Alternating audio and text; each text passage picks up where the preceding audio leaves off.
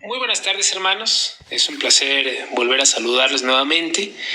Y en esta tarde continuaremos con la serie de estudios que hemos comenzado, que lleva por título Grandes Preguntas Doctrinales.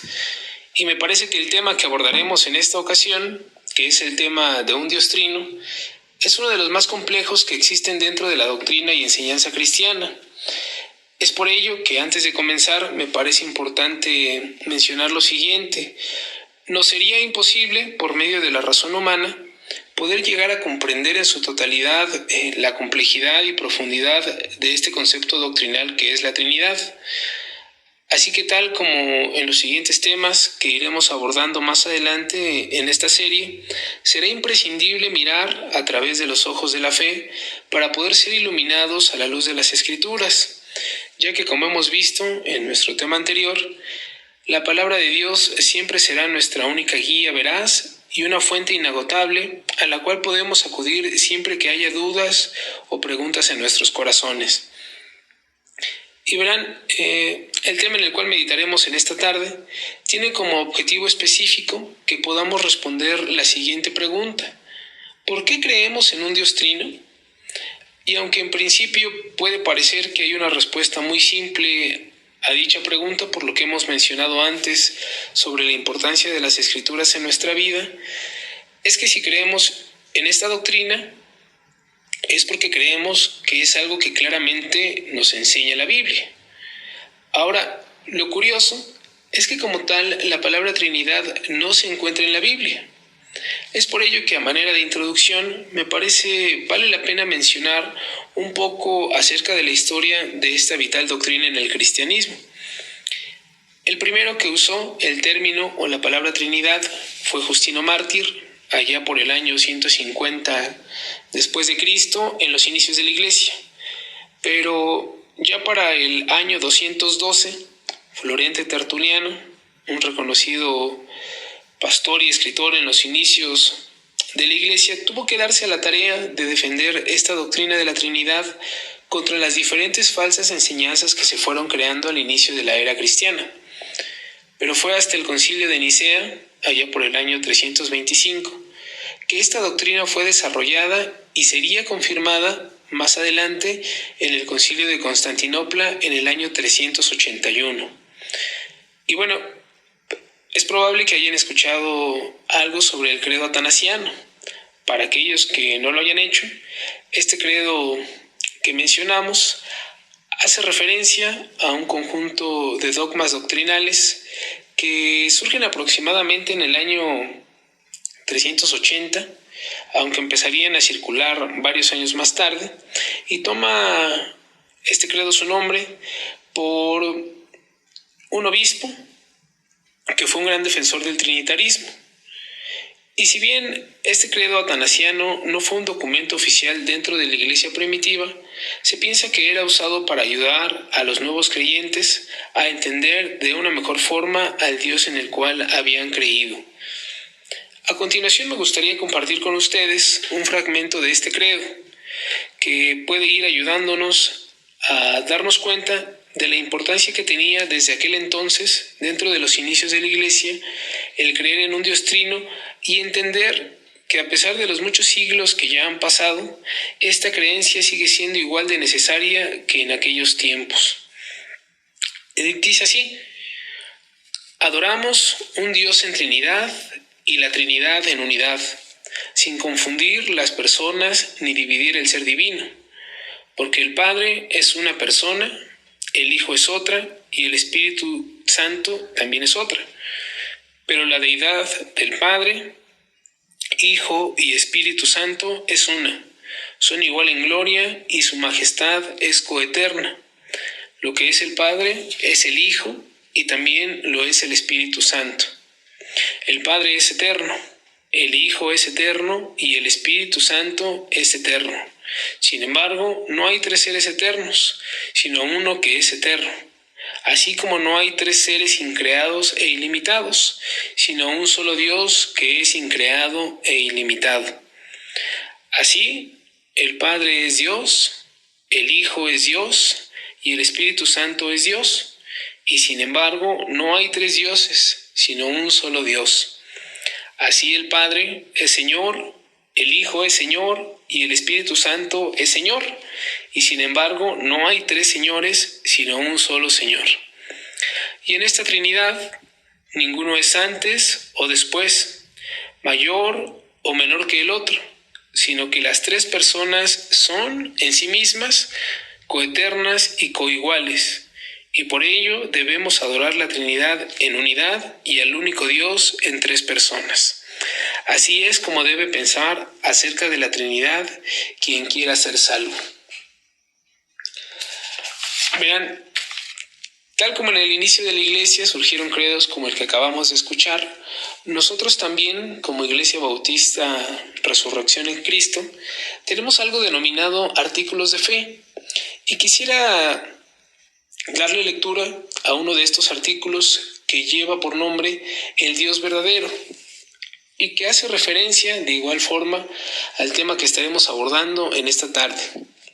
Dice así nuestro artículo: creemos que hay un solo Dios, el revelado en la Biblia, personal, viviente, verdadero, creador y juez supremo del cielo y de la tierra. Él es un espíritu infinito, santo, eterno, omnipotente, omnipresente, omnisciente, inmutable, eterno, soberano, amoroso, justo y merecedor de toda la honra, amor y adoración del universo. En la deidad trina, las tres personas, Padre, Hijo y Espíritu Santo, son iguales en toda perfección, uno en ser y esencia, aunque desempeñan oficios distintos que se armonizan en la obra de la redención. En resumen, hermanos, como punto de partida, tenemos que, tal como lo creían y expresaban nuestros hermanos en el inicio de la Iglesia, y tal como lo creemos y expresamos nosotros ahora en nuestros tiempos, tenemos que la doctrina de la Trinidad enseña que hay un solo Dios, pero en tres personas diferentes: el Padre, el Hijo y el Espíritu Santo. Bien, mencionábamos anteriormente que la palabra Trinidad como tal no aparece en la Biblia, pero lo cierto es que la enseñanza doctrinal de un Dios trino es importantísima y podemos encontrarla a lo largo de todas las Escrituras.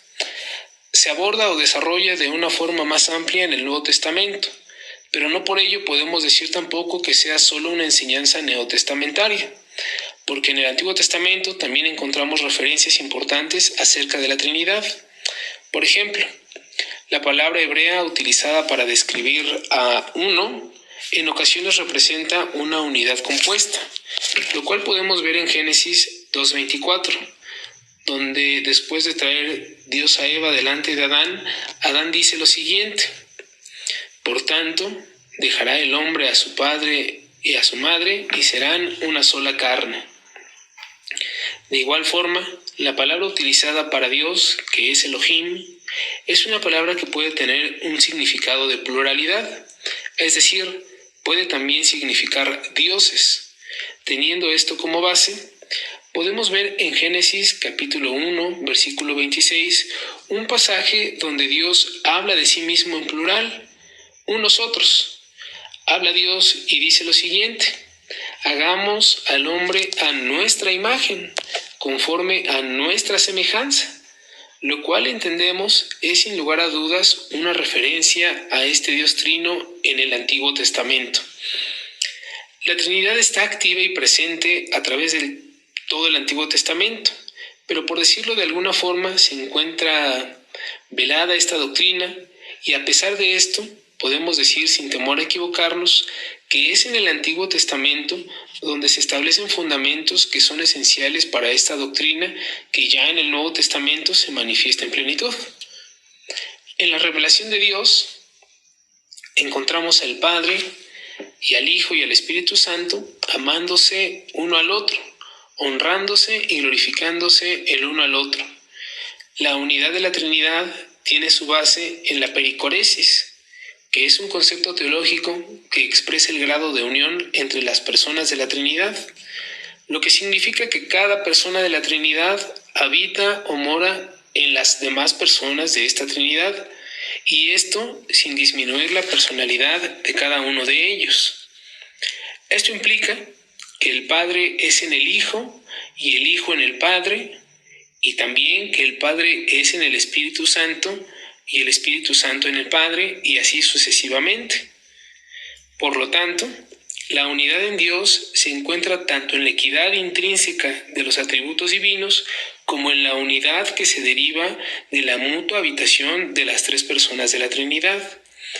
Verán, por cuestiones de tiempo, no podemos acudir a los más de 40 pasajes que encontramos en las Escrituras donde hallamos referencias claras hacia la persona trina de nuestro Dios.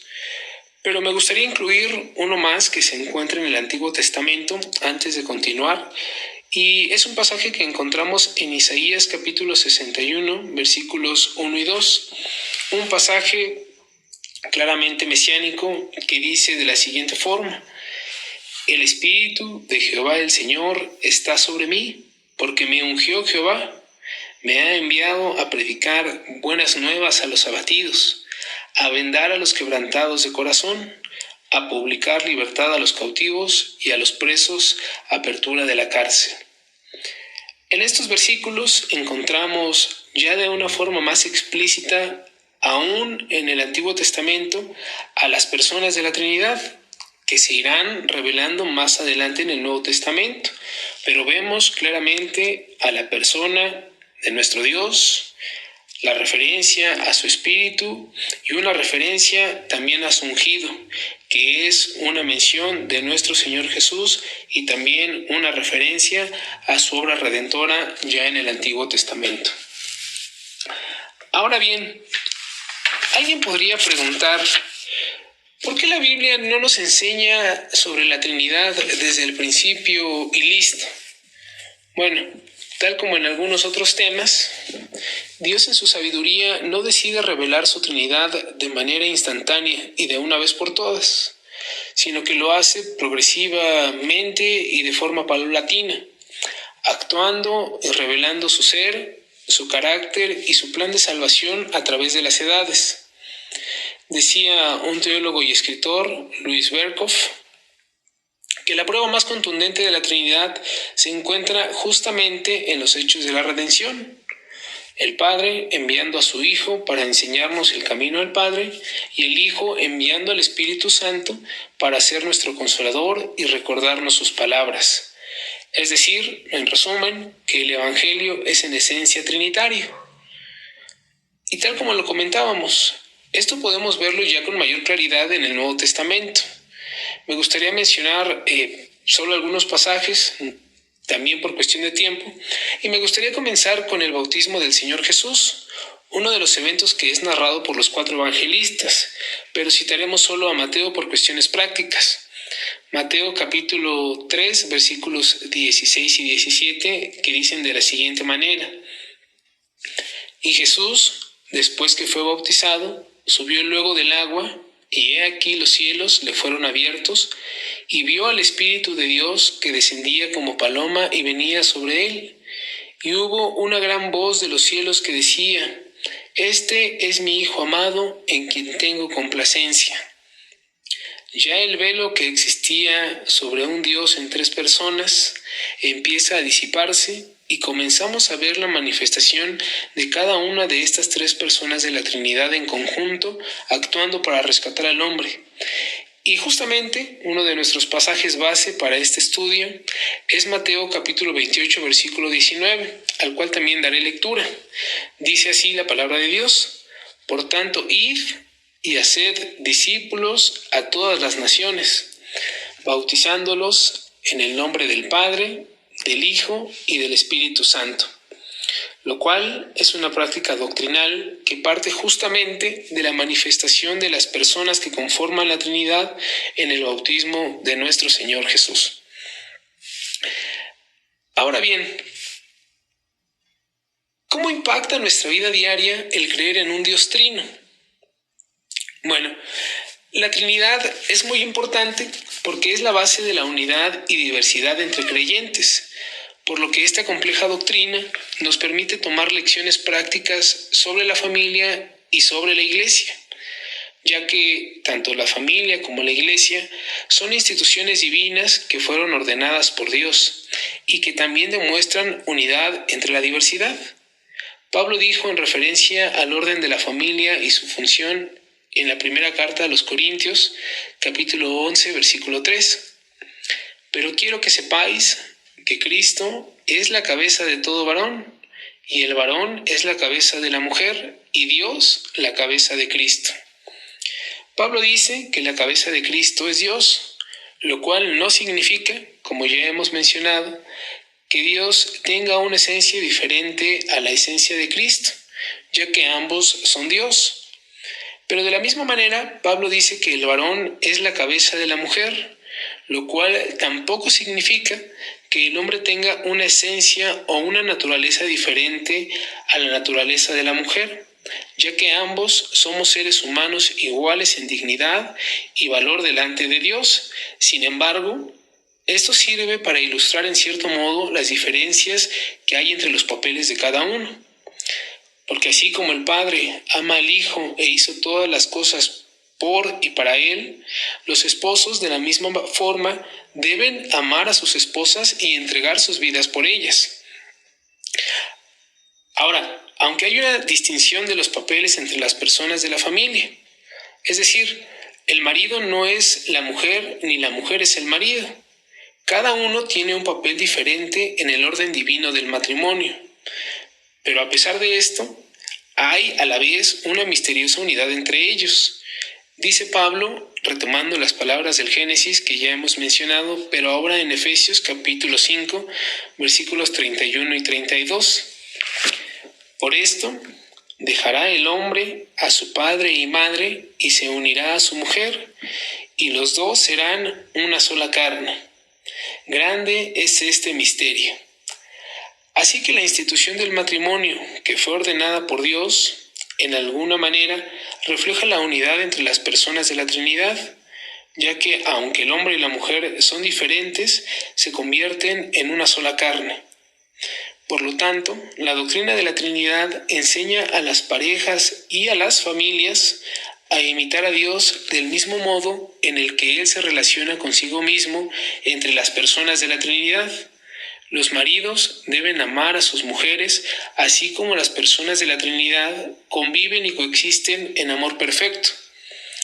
De igual modo, así como Dios está perfectamente contento consigo mismo, disfrutando de su presencia y de su propia gloria y naturaleza entre las personas de la Trinidad, y no necesitando nada fuera de sí mismo para satisfacer su propio gozo, de igual forma, los casados y las casadas deben estar perfectamente contentos con sus parejas y no deben buscar nada fuera de los límites del matrimonio. El segundo aspecto que me gustaría resaltar tiene que ver con la iglesia. Al igual que cada miembro dentro de la Trinidad es igual y completamente Dios, así cada creyente en la iglesia local es igualmente un hijo o una hija de Dios, coheredero de las promesas que tenemos en Cristo. Todos los creyentes tienen el mismo valor y todos desempeñan una función importante dentro del cuerpo de Cristo. No hay lugar para los espectadores. El pastor no es más importante ni está más cerca de Dios. Todos los miembros somos importantes y tenemos la responsabilidad de funcionar como un cuerpo. En estos tiempos en los que las circunstancias han hecho que en cierto modo debamos mantenernos alejados, es importante recordar que parte de nuestra labor dentro de la iglesia es ver los unos por los otros, mantener la comunión aún a la distancia. El deseo de nuestro Señor Jesús, expresado en Juan capítulo 17, versículo 21, así lo confirma. Dice así la palabra de Dios: para que todos sean uno, como tú, oh Padre, en mí y yo en ti, que también ellos sean uno en nosotros, para que el mundo crea que tú me enviaste. Es por ello que también el apóstol Pablo escribía en 1 Corintios capítulo 12, versículo 20. Pero ahora son muchos los miembros, pero el cuerpo es uno solo. De manera que si un miembro padece, todos los miembros se duelen con él. Y si un miembro recibe honra, todos los miembros con él se gozan. Vosotros pues sois el cuerpo de Cristo y miembros cada uno en particular. Es por ello, hermanos, que al entender dentro de nuestras limitantes de mejor forma la doctrina de la Trinidad, entenderemos también de mejor forma que nuestro deber como creyentes es amarnos los unos a los otros, cuidarnos los unos a los otros. Insisto, puede parecer difícil con todo lo que sucede a nuestro alrededor el poder mantenernos cerca de nuestros hermanos y poder ayudarnos, pero siempre es posible encontrar formas de mostrar nuestro amor más allá de las simples palabras. Una de estas formas a la que hago referencia con frecuencia es la oración, una manifestación de amor que muchas veces olvidamos, pero que es verdaderamente eficaz a la luz de las Escrituras. Pero además es también un claro ejemplo de la labor de cada una de las personas de la Trinidad, ya que oramos al Padre por medio de Cristo y guiados por el Espíritu Santo. Así que, hermanos, en la medida de lo posible, procuremos reunirnos, siguiendo obviamente cada una de las instrucciones que nos han sido dadas para las reuniones dentro de la iglesia, pero también procuremos mantenernos informados acerca de las necesidades que hay dentro de nuestra iglesia local para poder llevarlas a nuestro Dios en oración y, de ser posible, también ayudar directamente a los hermanos que lo necesitan. En conclusión, tenemos que la doctrina de la Trinidad está verdaderamente más allá de la comprensión humana, pero es sin lugar a dudas una verdad vital dentro de las Escrituras.